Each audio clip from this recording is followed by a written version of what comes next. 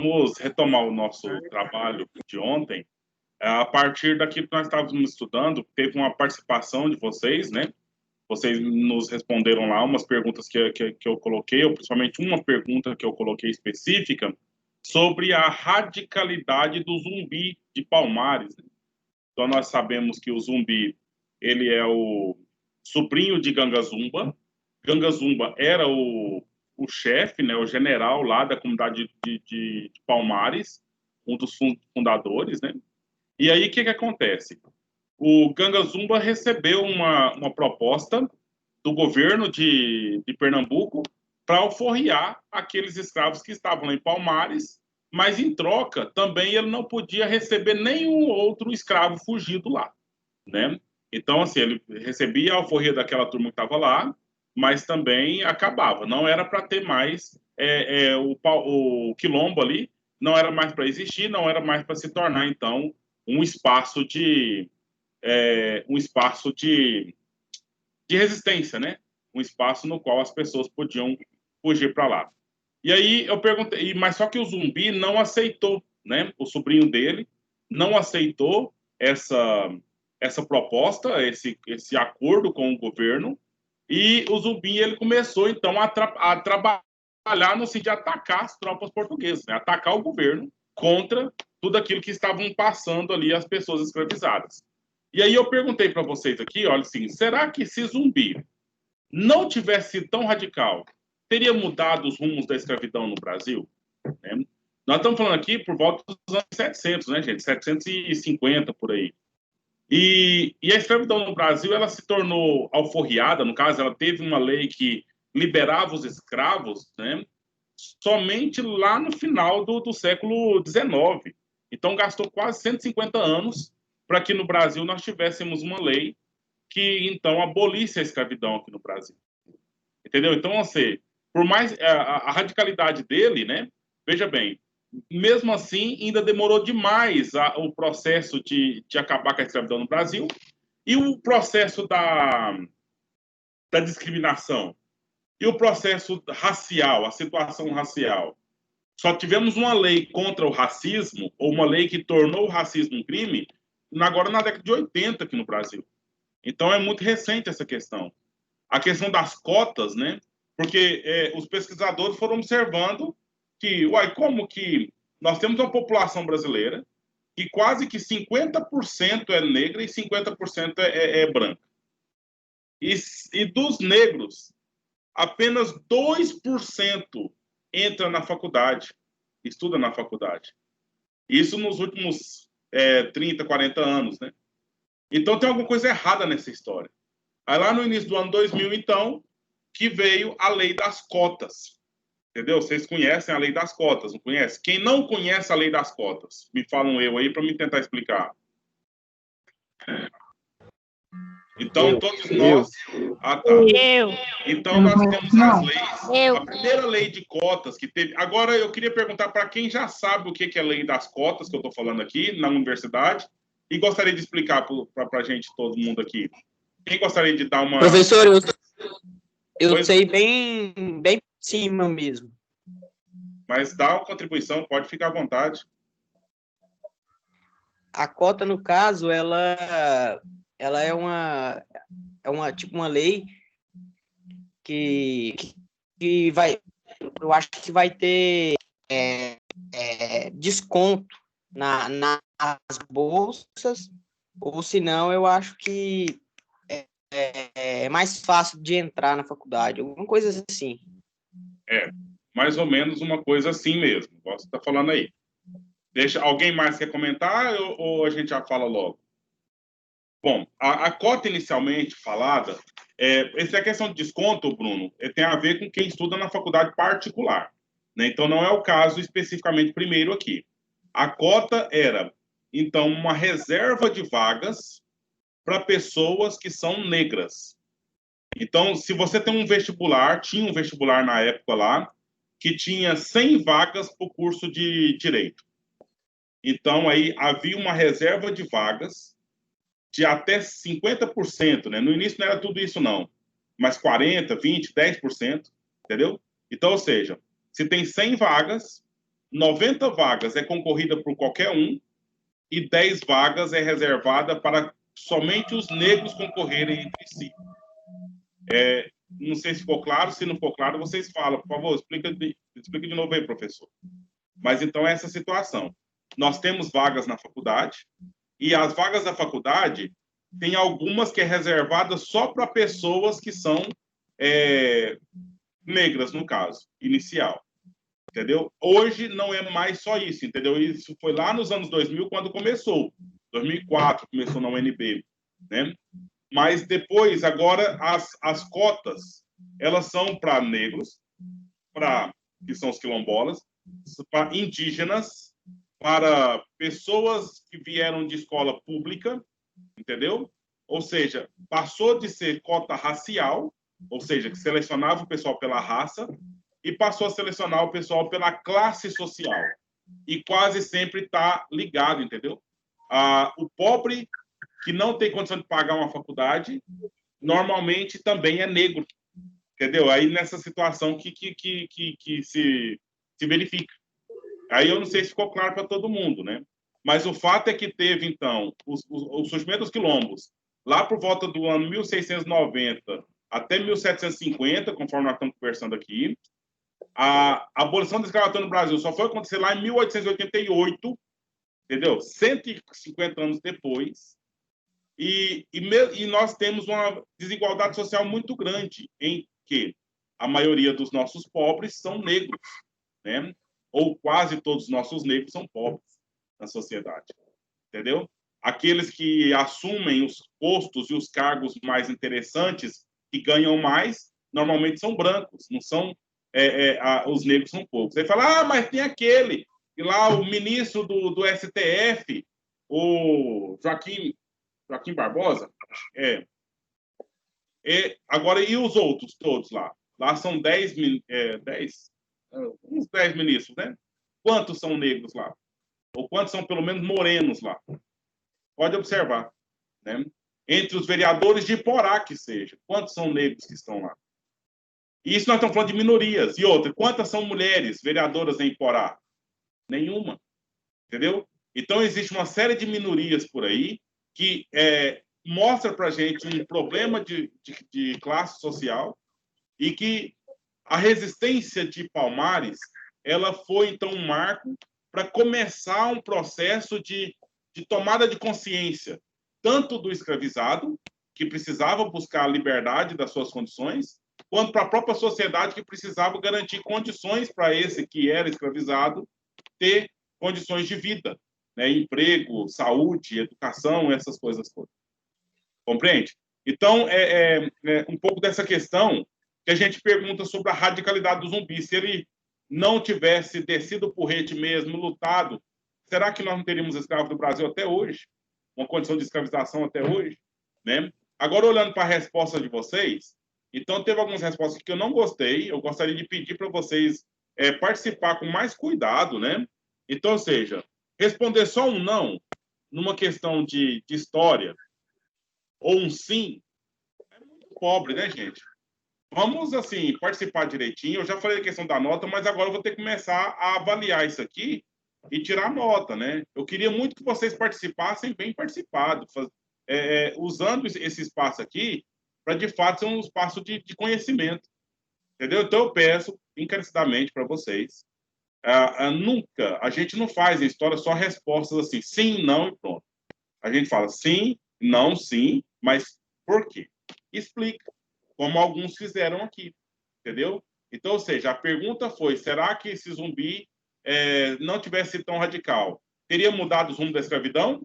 Então, a pessoa disse que não teria mudado, pois ele sabia o que ele estava fazendo, uma vez que ele era líder.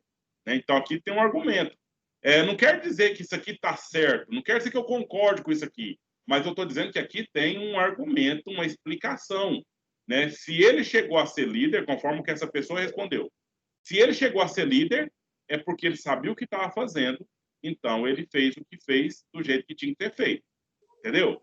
Então, a pessoa acha aqui que se ele não tivesse sido tão radical, sim, teria mudado os rumos da história, pois sem ele não teria inspiração para outros escravos. Entendeu? Então, aqui no caso, eu acho que a pessoa colocou o sim aqui, mas na verdade é o não, né?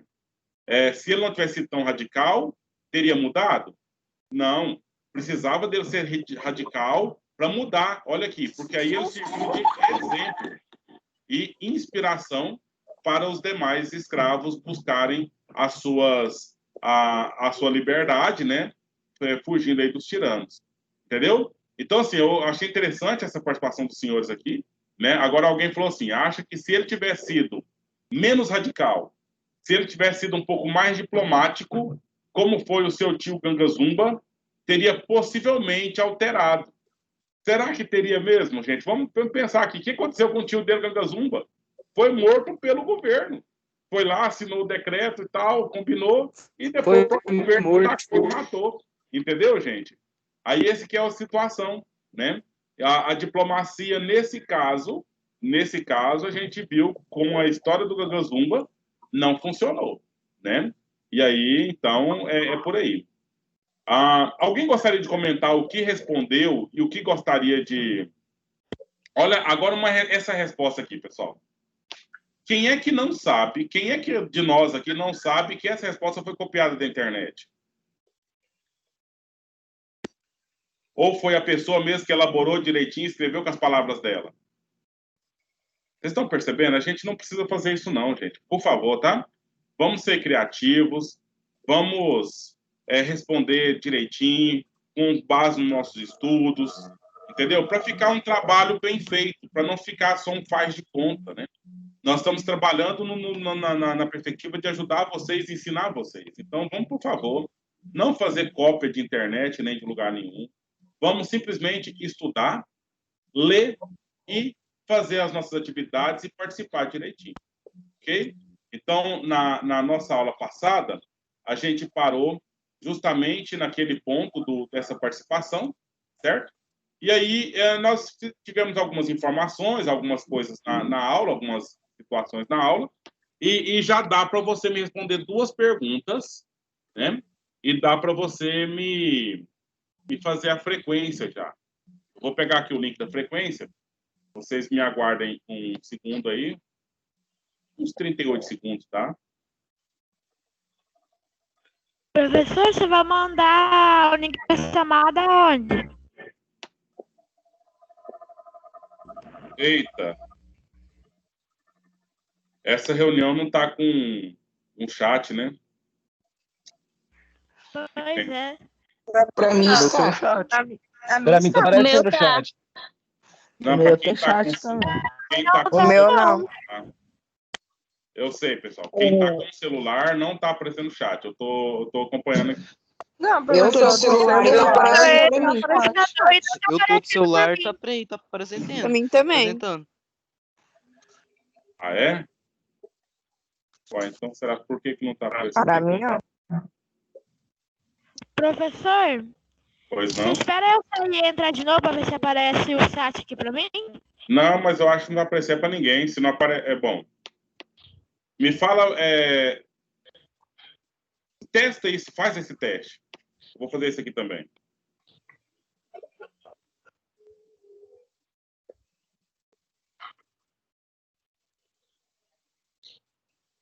Como eu tenho dito para vocês, não vão fazer cópia, não desesperar também, né? Simplesmente tenta responder conforme o que você está lembrando. Vamos ver se você está lembrando daquilo que a gente está estudando. Né? Eu tentei sair e entrar e não deu certo. Não deu certo o quê? O chat. Ah, tá. Então alguns não estão podendo entrar no chat mesmo, né? Eu vou fazer diferente. Eu vou colocar lá no grupo, né? Quem está com o chat aí ativado... Professor, eu saí, voltei e voltou. O chat apareceu pra mim. Aí, ó, tá vendo? Pra mim também. Quem Não sabe funcionou. seja essa questão. Deixa eu ver aqui. Eu fiz esse processo aqui no meu celular também e vou ver se vai funcionar. Mas para os demais, já está aí o link. Por favor, vamos lá responder. Coisa de 3 minutos e a gente, então, retorna. No meu celular aqui, eu entrei e voltei e não apareceu o chat, não. Agora, quem está sem chat aí, eu vou colocar nos grupos lá, normal, como a gente faz, né? E aí vocês... certo? Quem já vamos fazendo aí. Os demais eu estou abrindo aqui para pôr no WhatsApp.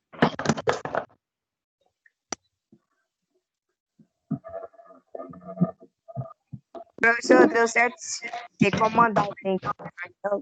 Agora que eu fui ver. O link está aqui no chat, pode ir lá. O pessoal entrou aí, você pode subir as conversas aí, mas eu já acabei de colocar de novo. Pode pegar lá. Manda o link lá no WhatsApp, professor. Calma aí. Professor, o meu chat não tá aparecendo. Ok, tudo bem. Não priemos cânico. Calma. Certo?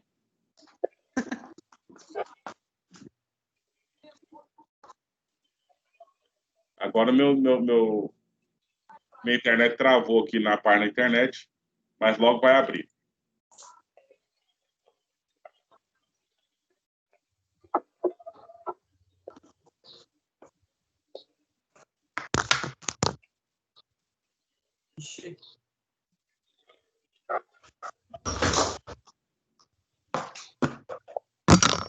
Ok.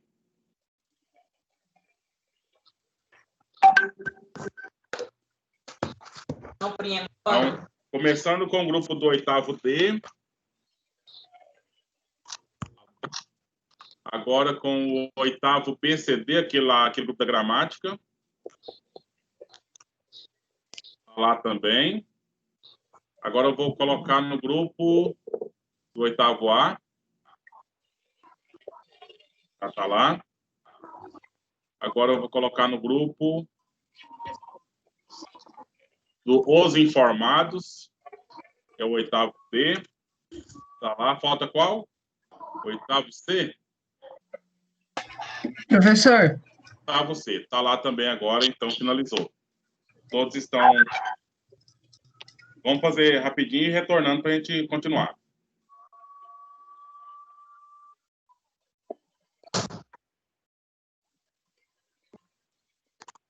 Pois não, alguém me chamou aí? Pode falar?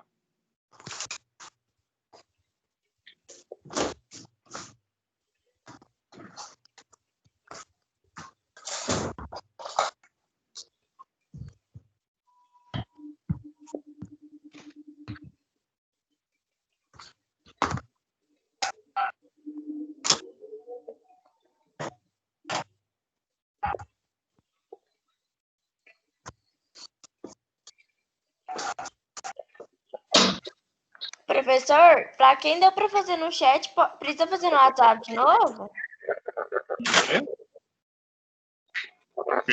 Fala de novo, por favor.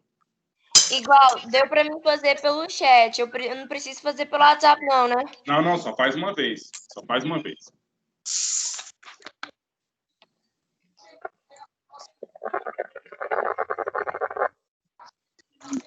Pessoal, tem algum áudio aberto aí, tá dando ruído, tá? Pode ser. Professor, eu fiz no meu caso aqui, ó, eu fiz as atividades, eu respondi lá a chamada, a frequência no caso e as perguntas. Aí depois eu terminei, aí deu como enviada, só que aí depois eu voltei, abriu a página de novo para me responder tudo de novo. Não, já tá enviado uma vez só, tá? Uai, agora apareceu o chat até no meu celular aqui. Então, eu acho que tem chat para todo mundo, gente, viu? Para a hora que fizermos a segunda participação, então já dá certo de o pessoal entrar pelo chat. Pessoal que são de atualização. Gente, ontem nós interrompemos a nossa aula, né? Nesse slide aqui. E aí nós vamos continuar a partir daqui, ok? Espero que todos já terminaram aí, né? E a gente vai continuando a partir daqui o nosso estudo. Então, olha a questão de datas aqui, veja bem. Em 1695, bom, cadê os nossos ajudantes aí na leitura, que fazem tão bem esse trabalho? Quem gostaria de ler aqui? Vai, por favor. Professor, posso ler? Por favor.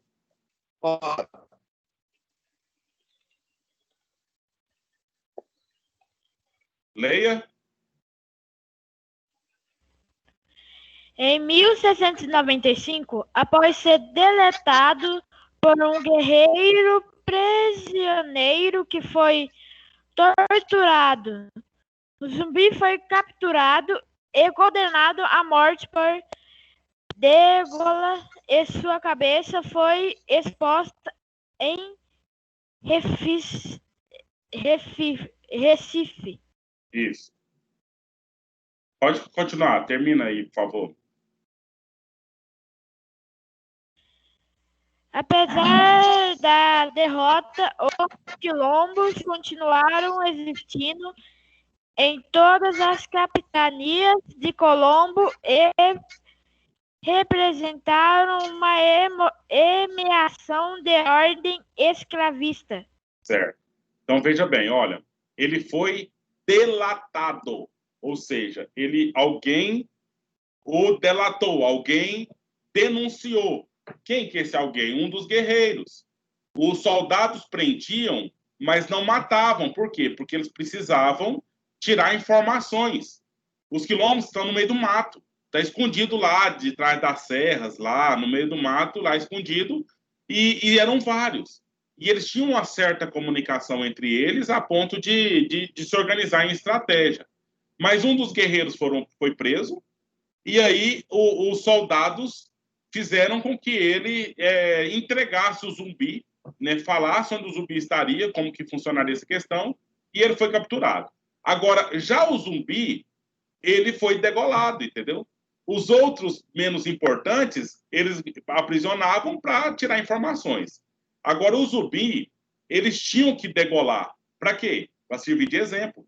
Para que nenhum escravo quisesse fugir mais para o quilombo, porque se caso fugisse, olha o que o governo faz com ele.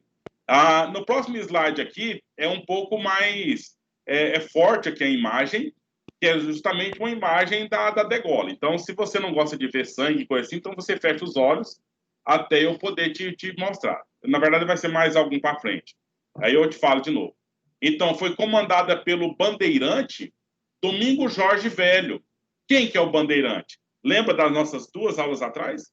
O bandeirante é aquele que recebe do rei uma concessão de terras. Recebe do rei a possibilidade dele entrar numa determinada terra e tirar as riquezas daquela terra lá. Só que a questão dos escravos formados em quilombos atrapalhava o lucro desses bandeirantes. Então, eles mesmos assumiam a função, não, nós vamos capturar e vamos matar. Da mesma forma que fizeram, lembra da nossa aula sobre a tutela dos povos indígenas? Foi, acho, a nossa última aula do semestre lá, né? Então, os bandeirantes também que se encarregavam de aprisionar os índios, né? Naquele contexto que nós estávamos estudando naquele momento lá. E aí, o que aconteceu? O bandeirante Domingo Jorge Velho fez uma expedição, invadiu a capital do quilombo, né? O quilombo chama Macaco, o nome do quilombo, até, destruiu o quilombo por completo, né? No processo de capturar o Gangazumba, ou desculpa, o Zumbi dos Palmares. E aqui você tem a cabeça, né, de Zumbi dos Palmares, que foi exposta em praça pública lá no Recife. Então, essa foi a condenação dele, certo? E o que desdobramentos dessa situação, lá no Pernambuco também? Houve um fato histórico chamado Guerra dos Mascates, certo? Mas antes disso, eu gostaria de mostrar uma coisa para vocês aqui sobre a atualização desse assunto, pois existem quilombos aqui em Goiás. Você não sabia disso? Alguém conhece algum quilombo aqui em Goiás? Não. Então, vocês estão vendo como que... Assim, eu não estou falando que vocês estão errados e não saber, não. Só estou falando como que esse tipo de história nem é contada, sabe? Esse tipo de história fica e as pessoas nem tomam contato e nem entendem bem. Mas tem uma notícia aqui, olha, em que teve um cadastro, né? Só vou esperar a minha internet carregar aqui, eu já fiz o comando. O Chrome não está respondendo, mas ele vai responder, certo? E aí tem, inclusive, pessoas daqui de Porá envolvidas nesse cadastro de algumas novas comunidades quilombolas que foram reconhecidas aqui em Goiás, entendeu? Então, nós temos vários quilombos por aqui. E esses quilombos, gente, são representantes também no que se diz respeito à agricultura familiar, entendeu? Então, o Senar, que é o Serviço Nacional de Questão Rural, né, agrícola rural. Então, eles têm programas que amparam esses quilombolas que trabalham na produção aí de hortaliças e vendem na feira das cidades, né, de forma até mais barata que se comprasse essas verduras que vêm do Ceasa para a gente. Entendeu? Então, olha aqui, olha. 8 comunidades quilombolas goianas são declaradas oficiais pela Fundação Cultural Palmares, né? Então, aqui, nessa notícia, não sei se vocês conseguem ver essa imagem aqui, mas, olha, essa pessoa aqui é uma professora de História lá da UEG, é daqui, de Porá, né? Foi professora na Ariston também. Esse moço aqui, a Ana Júlia está aí na aula? Ana Júlia, você está na aula?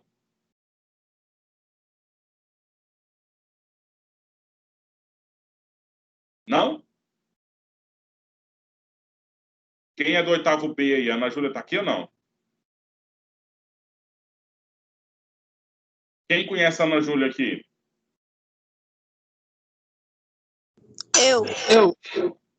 Eu quem? Todo mundo do 8º B. Certo.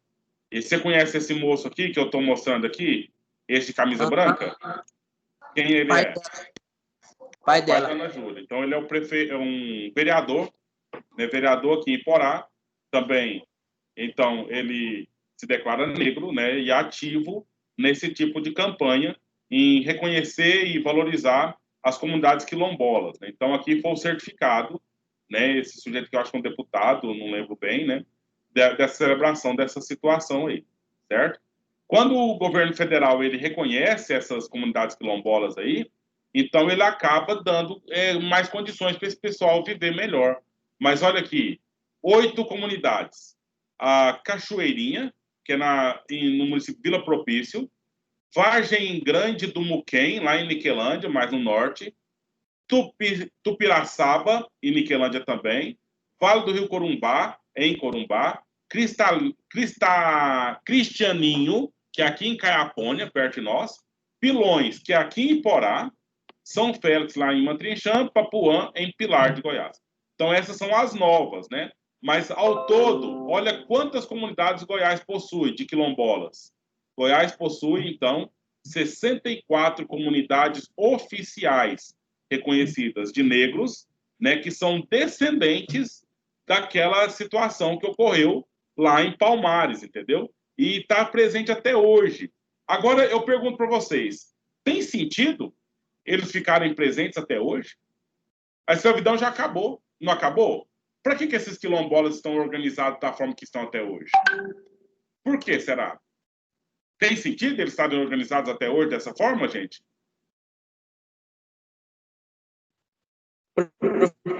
Professor, Sim? talvez porque eles gostam de viver não, eles querem viver do modo antigo deles, alguma coisa assim? Eu acho que não, viu, Bruno? Não é uma questão de manter lá uma tradição tribal, não é essa a questão. A questão é que basta ser negro para saber. Você entra nos locais, né? As pessoas discriminam, sabe? Você entra na classe mais alta e as pessoas mais, assim, vamos dizer, ricos e de elite, etc. Se entra um negro ali no meio, ele fica sozinho enquanto negro. Porque se você olha para os demais, você não vê demais outros negros tantos assim nessa condição. E aí a Fundação Palmares, a própria essa categorização que há por aí, é justamente para mostrar, olha, estamos aqui, somos resistentes, nós temos valores, nós trabalhamos, nós produzimos, somos seres humanos dignos como qualquer outro, como quaisquer outros seres humanos. Entendeu? Então, é um pouco esse que é o sentido da manutenção. Aí, beleza. Do ponto de vista cultural, Bruno, está totalmente certo o que você falou. Porque ali eles vão manter alguma coisa da tradição da alimentação, da dança, sabe? Da religiosidade deles e outros elementos que são próprios da cultura afro-brasileira que chegou aqui no Brasil, entendeu? Então, não é só uma questão de cor da pele, é uma questão de cultura de uma forma um pouco mais ampla, né? Dentro da ideia geral. Ok? Eu acho que a gente podia, então, vocês produzir alguma coisa nesse sentido, né? Do que você pensa sobre o sentido e sobre a relevância da existência ainda de quilombos por aí. Então, para que serve quilombo? Então, essa que vai ser justamente a questão para a gente finalizar, né? Eu gostaria de ter a opinião de vocês e a resposta de vocês respondendo justamente essa questão, né? Por que ainda tem sentido a existência de quilombos ainda existindo aqui no Brasil? Entendeu? Então, assim, eu gostaria que a gente levasse para esse tom de que tem sentido, é necessário, ainda há discriminação, ainda há racismo, e que nós precisamos acabar com isso, né?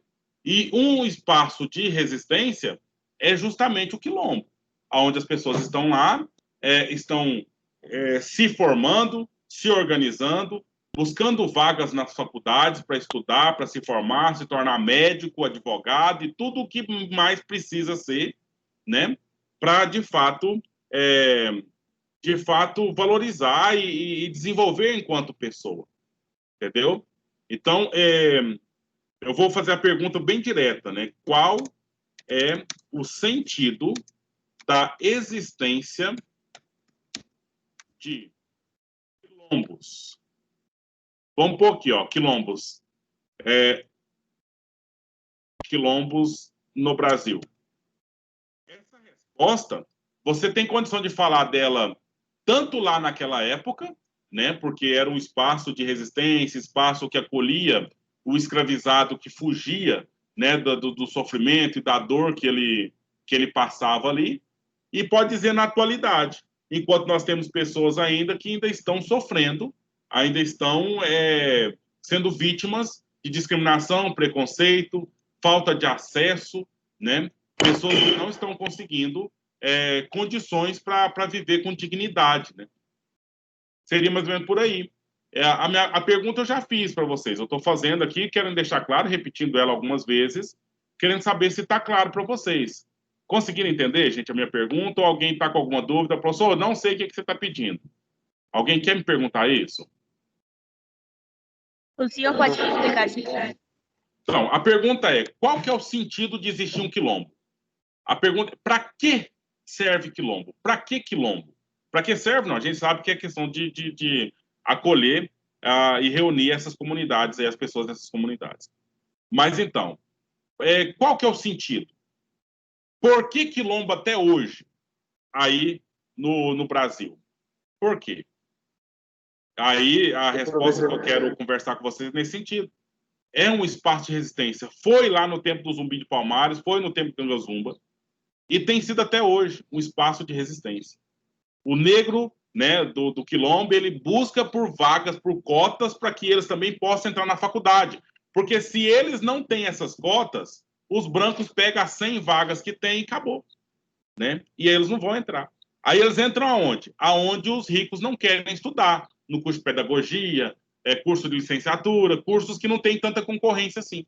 Mas os cursos que têm muita concorrência acabam não tendo tantas pessoas de quilombos e indígenas também acessando. Alguém que falou aí? Quer falar? Você fala que, tipo assim, é para falar... Tem pessoas que moram em quilombo até hoje em dia, assim? Sim, sim. Ou que não necessariamente mora no quilombo, mas está vinculado ao quilombo, entendeu? Que tem lá uma relação com o quilombo, no sentido, às vezes o vô mora lá, os pais moram lá, ou ninguém mais mora lá da família dele, mas tem aquele vínculo, aquela vinculação com aquele quilombo, no sentido de cultura, sabe? Aí eles se reúnem, tem as discussões políticas também, no sentido de organizar a sociedade, a questão da religiosidade, enfim, e várias outras coisas. Aí a questão é essa, gente. Já está no chat aí, né? O último link. Você entra e responde.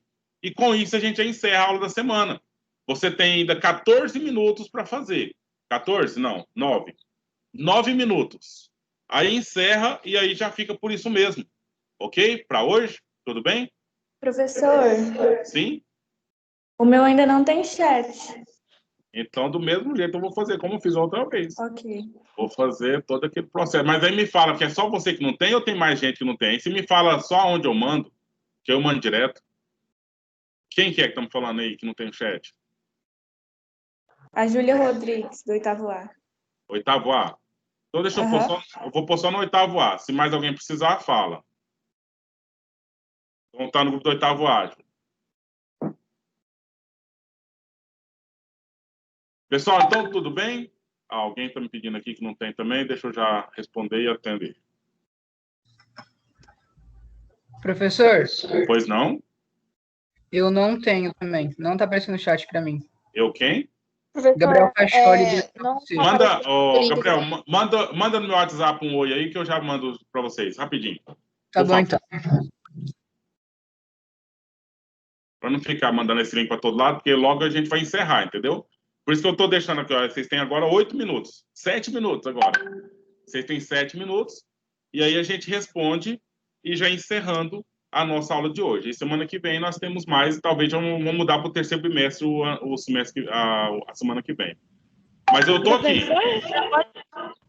Eu tô aqui.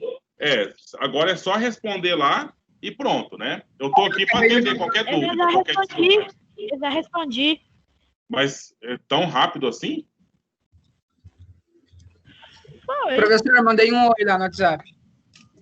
Eu já te respondi. Nossa, aí, professor? Sim, nós encerramos. Se você não tem nenhuma dúvida, nós já encerramos por hoje. Tchau, professor. Ok. Tchau, professor. Tchau, tudo de bom. Professor, eu também mandei um oi lá. Tchau. Então, tchau.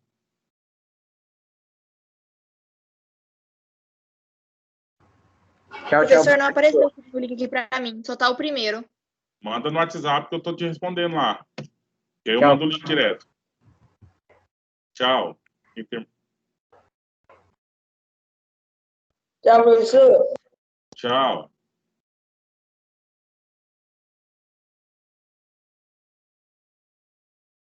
A moça que falou comigo por último aí, já manda lá um oi lá que eu respondo no WhatsApp, tá? Tchau, professor. Até logo. Tchau. Tchau.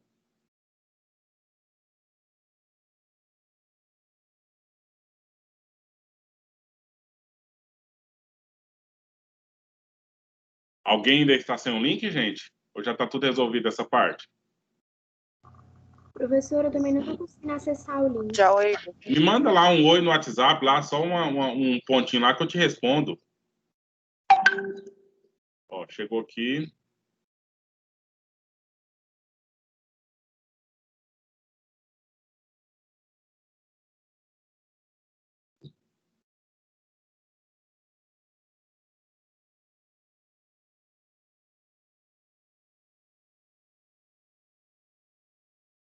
Tchau, professor. Tchau, tudo de bom.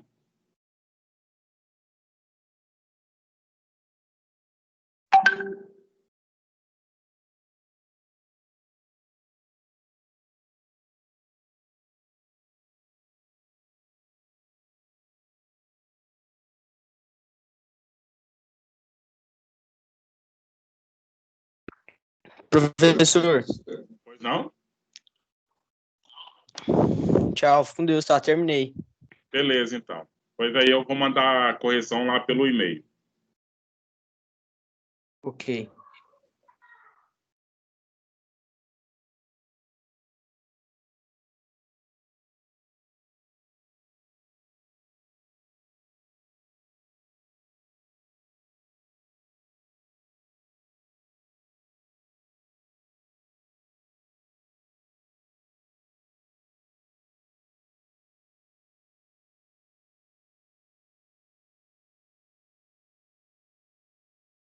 Tchau, professor. Obrigado pela. Tchau, foi um prazer.